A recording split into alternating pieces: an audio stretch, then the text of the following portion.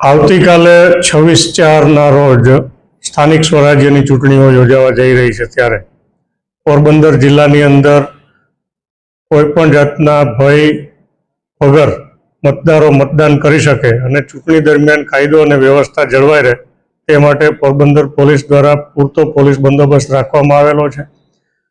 પોરબંદર જિલ્લાની વાત કરીએ તો જિલ્લામાં કુલ 450 મતદાન મથકો ઉપર અને 255 બિલ્ડિંગની અંદર મતદાન યોજાવાનું છે।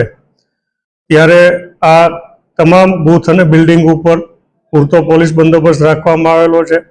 આ ઉપરાંત જિલ્લાની અંદર 26 જેટલી સેક્ટર પોલીસ મોબાઈલ પણ ફરજ ઉપર રહેશે। સમગ્ર જિલ્લાના બંદોબસ્તને 4 ઝોનમાં વહેંચવામાં આવેલો છે, જે દરેક ઝોનમાં એક ડીવાયએસપી કક્ષાના અધિકારી એનું સુપરવિઝન કરશે।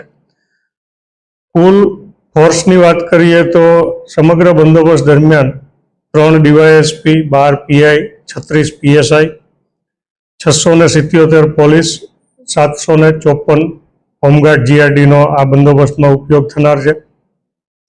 એકંદરે પોરબંદર જિલ્લામાં કાયદો અને વ્યવસ્થાની પરિસ્થિતિ સામાન્ય છે અને તમામ મતદારો કોઈપણ જાતનો ડર કે ભય રાખ્યા વગર પોતાના મતાધિકારનો મહત્તમ ઉપયોગ કરી અને આ સ્થાનિક સ્વરાજ્યની ચૂંટણીની અંદર ભાગ લે એવી અમે તમામ મતદારોને અપીલ કરીએ છીએ।